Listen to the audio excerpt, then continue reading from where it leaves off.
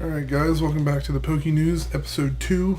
Got a little bit to talk about today. We had the Pokemon Conference go by, and the Sword and Shield Direct happened since the last time we did this, so we got a few topics to burn through. We'll start with the conference from last week. Yeah. So oldest, get to the newest and most exciting, I think. Well, for sure. So, the first thing we got to talk about here is Pokemon Sleep. They didn't really give us many details on what Pokemon Sleep is. Really, their thing they kept repeating was this: turn sleep into entertainment. Everything's entertainment. They did say that there is going to be a new device, the Pokeball Plus. Pokemon Go Plus Plus. Oh, is it the Pokemon Go? Okay, Yeah, sorry. sure Pokemon Go yeah, Plus Plus. thing. There you go. They didn't really say how that integrated into it, though. No, just that it's supposed to track sleep patterns somehow. But it's not like you have a lot of those smartwatches and Fitbits and stuff that actually make contact and have sensors that read pulse and stuff like that. This is not doing any of that. So Yeah, it doesn't look like it has any feature to do that. I do think that they said you could use it still as like a Pokeball or Pokemon Go Plus. Yes. Yeah. So I don't know. We'll see what this is. They didn't give us enough details how they're going to make sleep into gameplay. It sounds like maybe our Pokemon will get stronger, or some benefit, obviously, to sleeping. They also made sure to mention that they consulted Snorlaxes. I mean, the only thing I could see them doing is maybe somehow tracking how long you slept through the night and maybe giving you some kind of bonuses reward for doing like a full 8-hour sleep. They didn't say whether Pokemon Sleep is going to be completely separate, its own thing, or if it would integrate with Pokemon Go. Well, they said that it's definitely going to integrate with Pokemon Go, which makes me think that it's going to be separate, because if it wasn't, it wouldn't integrate with Pokemon Go. It would be part of Pokemon Go. That's true. So we'll just have to wait and see, guys. I don't know. It's kind of turned into a meme on the internet, and it's probably going to continue to be that for a while. So I don't really have anything else to say about that. You got anything else? All right. So this was the most interesting thing I think came out of the conference. The conference mostly seemed like it was really meant for investors to me. They talked a lot about retail stores they were opening and new executive level people and buy their merch. Yeah, and one of the guys thought it was one of the new executives also was an executive on the new Godzilla movie, and he thought it was a good idea to plug. They were trying to plug the Pokemon shirts. That was something else. Yeah, but that's the merch I was talking about. I wasn't talking about Godzilla. Yeah, they didn't look happy about that guy plugging Godzilla. Yeah, he didn't look like he was thrilled about that Godzilla thing. I actually kind of want some of those shirts, but they only come in button-up shirts, and that's not really my style. So yeah, we'll see if those are ever available in the U.S. Yeah, that's true. But this, I think, was the most important, the most noteworthy thing that came out of there was Pokemon Home. So basically, I think this chart really tells us most of what we need to know about it. It's going to be a cloud-based service, something you download on your phone that's going to work with all of these Pokemon products. So any of the Pokemon games on 3DS. Can you make that bigger for them? A little bit. I just meant, can we click on this and is it like that? Okay.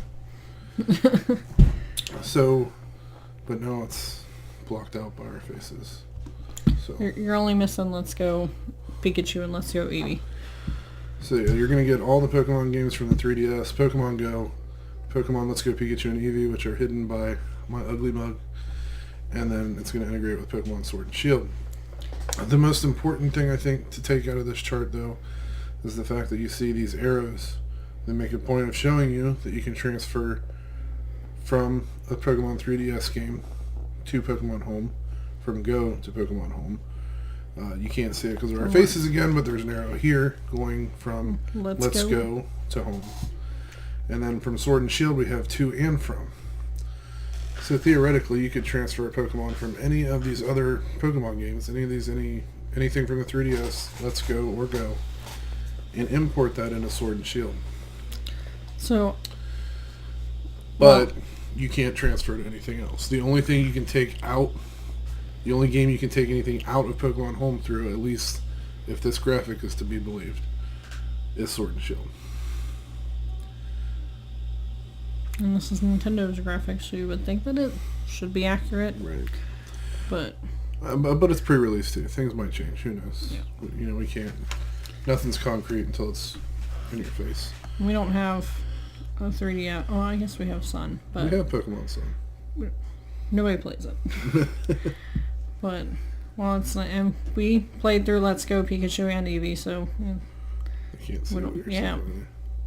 So we don't have that anymore. Yeah, we traded them in because we beat them. And while I'm happy Pokemon Sword and Shield is gonna, looks like, go both ways, I think the first time I play through it, I want to only trade for those exclusives that are not in Well, and the big version. question is if you can transfer from Pokemon Home, if you can only transfer from Pokemon Home to Sword and Shield, what would be the incentive to send anything to it from Sword and Shield? Well, they I said... guess you could trade with friends and stuff. Yes, because they said that there was going to be people in... So yeah, that's probably the biggest thing worth mentioning on that, is that this is going to be,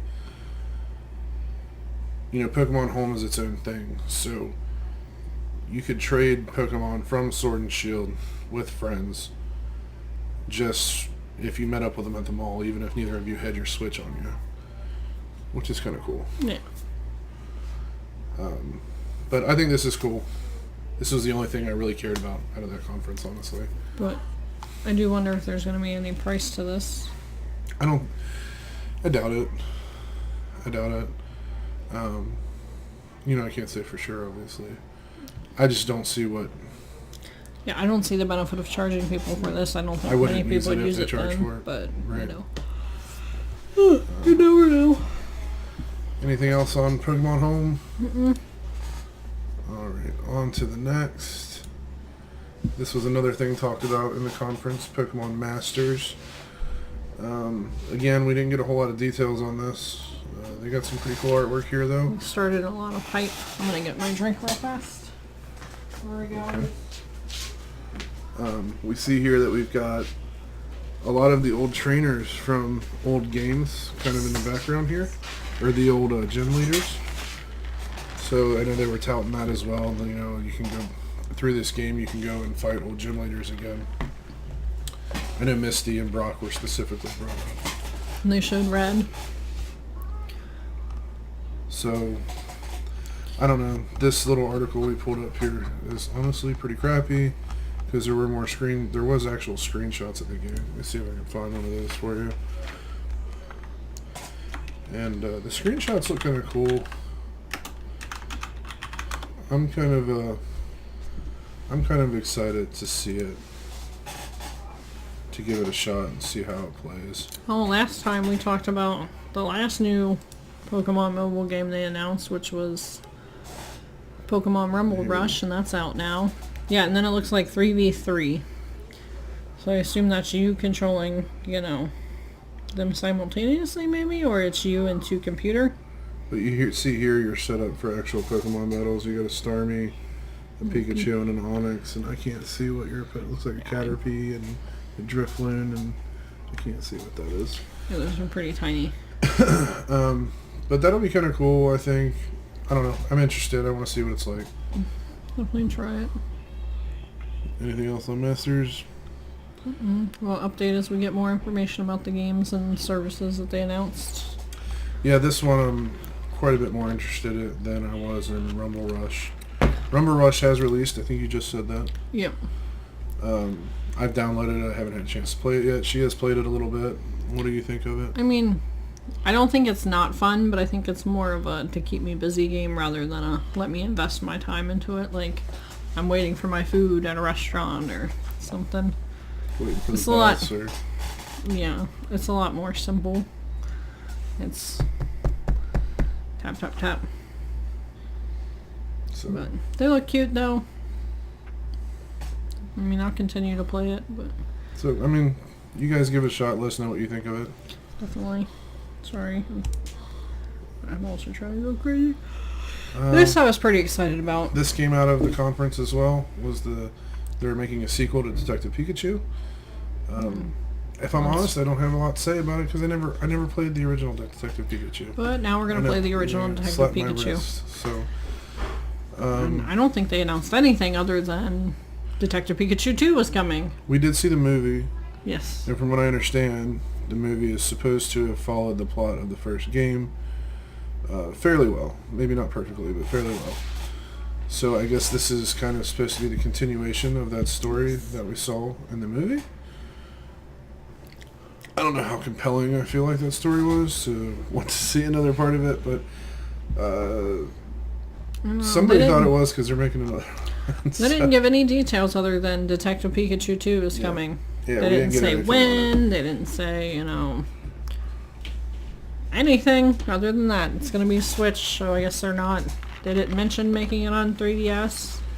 Kind of feel like Nintendo's... They're kind of starting to abandon the 3DS, I think. Which, I mean, if I know that they said they weren't going to do that, but... The Switch is a handheld, the Switch is a console. Right, there's no reason to support both of the consoles. I mean, the writing's been on the wall for that for a while. That's all I've got for Detective Pikachu. I'll talk more about it when we get closer and I know some more details, and maybe after I actually play the first game and I have more of an opinion on it. So after that, we're going to go right into the Sword and Shield Direct. And I don't really have very many articles pulled up for that. I did take some notes, however. Yes. I don't want to play the Direct for copyright reasons. I know our channel isn't monetized anyway, so it will probably be okay. But I'd rather not risk the strike. I doubt we'd get struck, but I'd just rather not risk it. So, some observations I've made from it. Struck down by a smooth criminal. The observations I took out of it. It looks like we're going to have an open world Pokemon game this time, which I think is really exciting. The linearity of Pokemon's always been one of its biggest downfalls, especially in current year when everything's an open world game all of a sudden.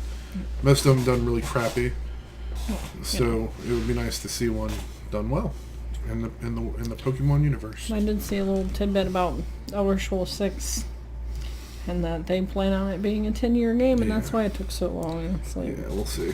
Okay.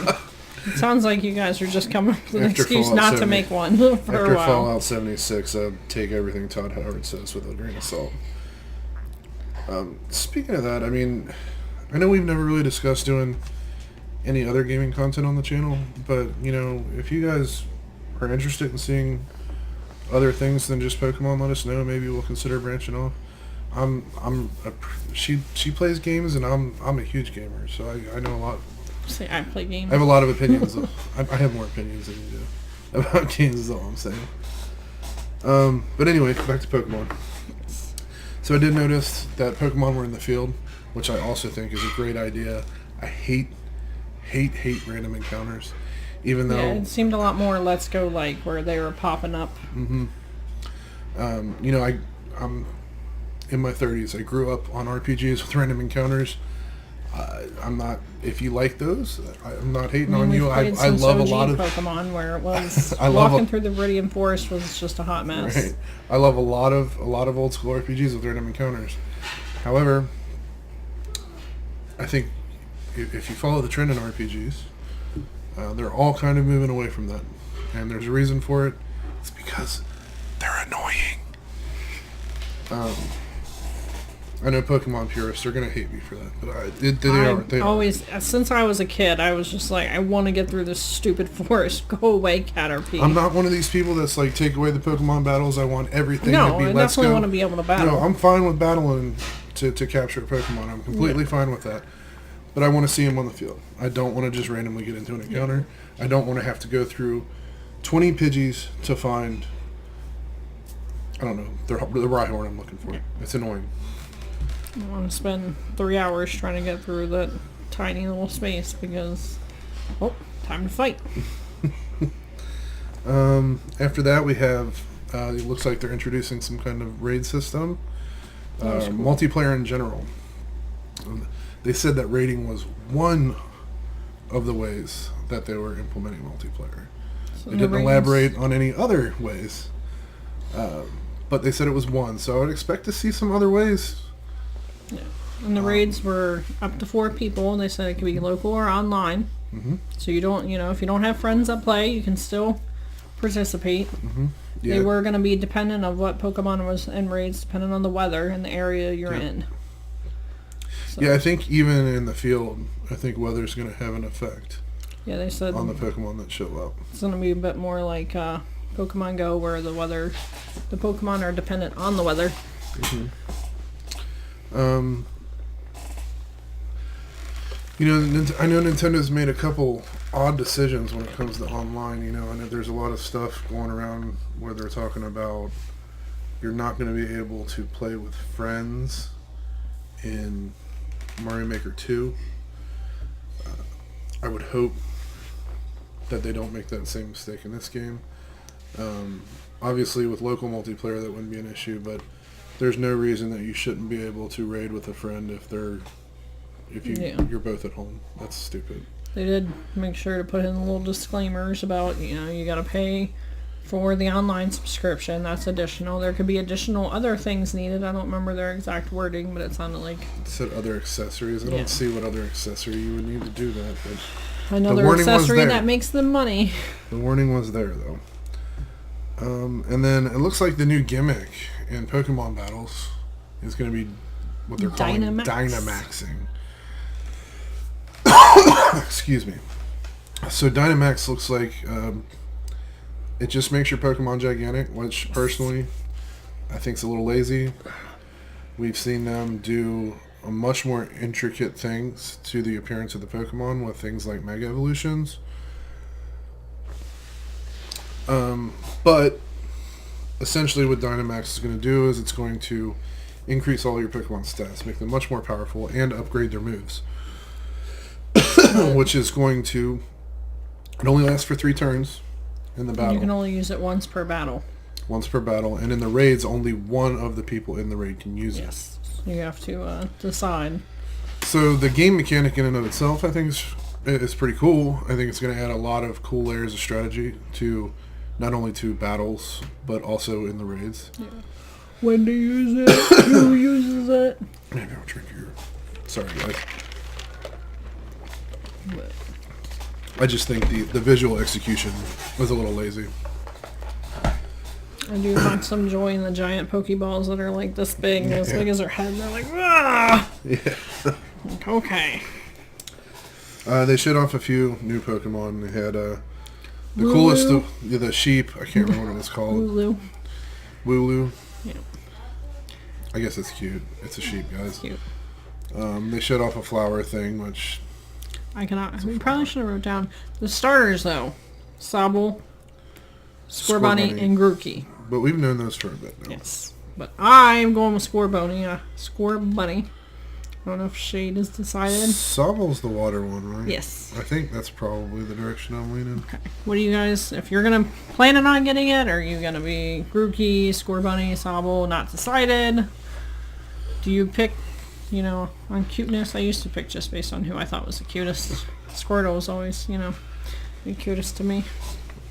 Other new Pokemon they showed, we had, was it Dreadmaw?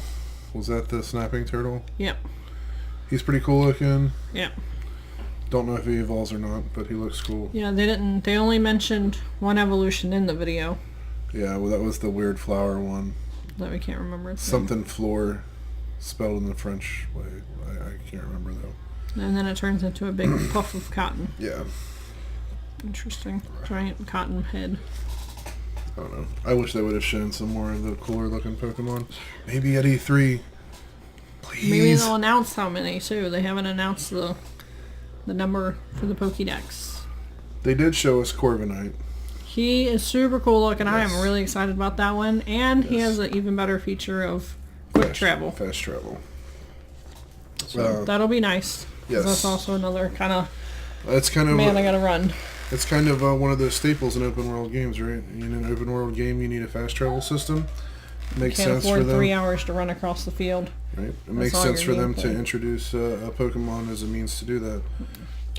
I think he was probably the coolest looking one. Good job. Coolest looking Pokemon in that direct, For sure. though. For sure. The next note I have is the wild area. So the wild area is kind of it's your space. It's the space you traverse between towns to get from one town to another or one area to another. It's going to be where they said that you're going to find the majority of the Pokemon.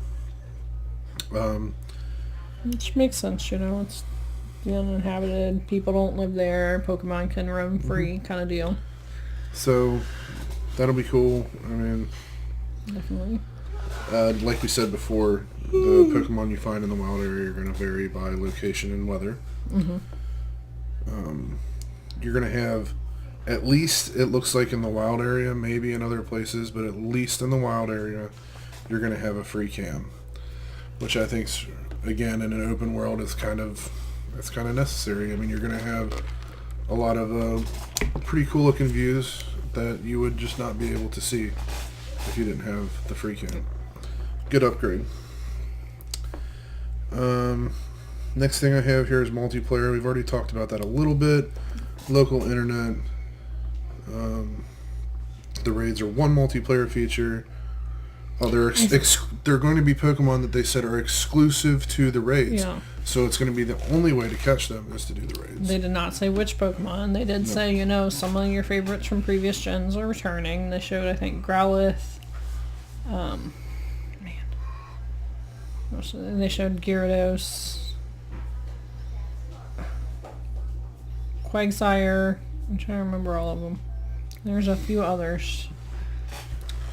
One they thing. Showed, Go ahead. Oh, what was the fire one that we saw? I can't remember. It'll come to me after we're done recording. Oh, I know which one you're talking about. I can't remember what it was called either, though. So they showed one other thing that I haven't seen anyone else mention online yet in the direct, and I've got it paused at the scene here. Oh yeah, you got a why not? And so we've got a why not here. Jumping across what looks like a hopscotch board. But if you notice these little rings here, they don't just look like decoration. They don't look like part of the background. So I'm thinking this might be a mini game. How that works, I'm not sure. Yeah. But that can be kind of fun though. And as you go into towns, you see there's various mini games to take part in. That's kind of cool. I do enjoy me some mini games. So I don't know. I haven't noticed anyone else talking about it, and I think it looks like it's interactive. It looks like an interactive thing.